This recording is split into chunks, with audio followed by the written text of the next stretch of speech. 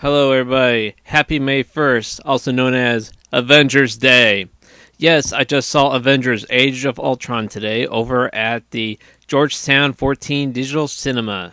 And man, what a great movie it was. But to be honest, I gotta say that I feel that the first Avengers was better. Now, as for the story of Age of Ultron, the team has been together now for a little while. So they know each other, they know how to work together, use their powers alone and together. They're friends, they're comrades, they respect each other. So everything's going well. That is until the twins, Scarlet Witch and Quicksilver, get involved. And also it sort of looks like that Tony's fear and insecurity that he got from the first Avengers movie that looked like he had healed from in Iron Man 3 is sort of still affecting him somewhat. And that leads him to sort of building a robot army to help the Avengers with their fights as sort of crowd control and backup if need be. As he is trying to find a way to construct robots to somehow to help and then eventually replace the Avengers so that way the Avengers are not needed as the world will be safe thanks to technology. And this is sort of how it leads to where Ultron is created. As with most fictional media and talk about AIs, the AI goes bad and is out to destroy the world. Ultron teams up with Scarlet Witch, who I thought was quite cool in this, and her powers are pretty cool. But I know that in the comics that they can go to pretty extreme lengths. So future movies that she may appear in, I'm positive that she'll be able to do a lot more. And Quicksilver I thought was pretty cool too. I kind of liked the way that he acted with the others. This could have showed more of him. And I did like the backstory between the twins of why they hate the Avengers. Sort of shows that follies of the characters in the past movies are still affecting them today. So Ultron, Scarlet Witch, Quicksilver, and an army of Iron Man robots / Ultron robots that were created at numerous locations are trying to form a plan, get the materials they need to destroy the world.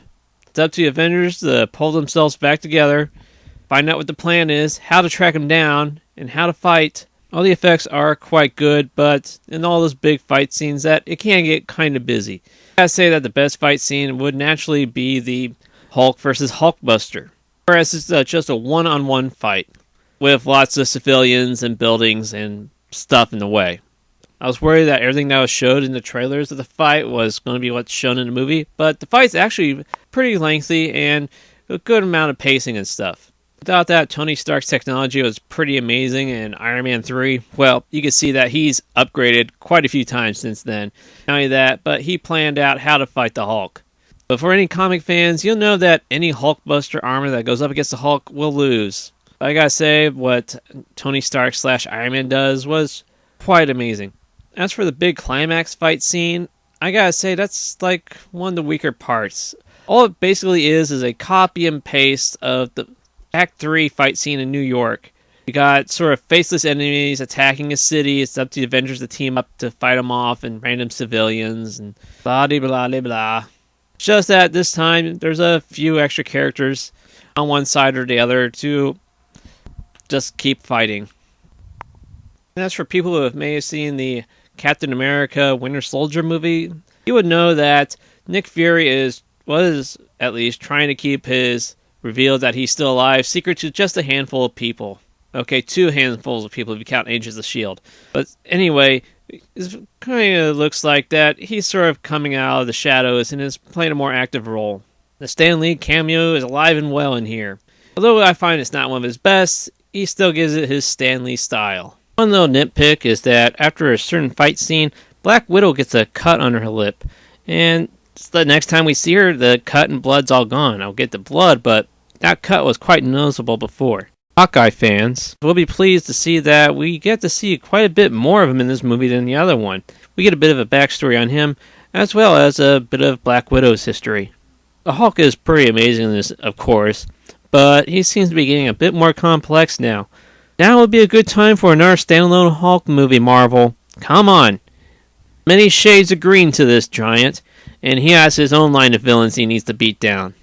Writing this movie was pretty good, But I gotta say that the writing in the first one is a whole lot better. There's quite a few lines in here that's sort of are just there, and I find that a lot of things weren't as funny. Whereas the first movie, it just felt so natural, funny, lighthearted, even when it's serious. But as I've been hearing, just as the movie came out in certain interviews, the movie was tend to be actually quite a bit longer, closer to 3 hours, instead of the 2 hour and some minute mark it's at now. So it looks like some things were cut or condensed. Maybe that'll explain why some lines are just sort of not like hitting the spot.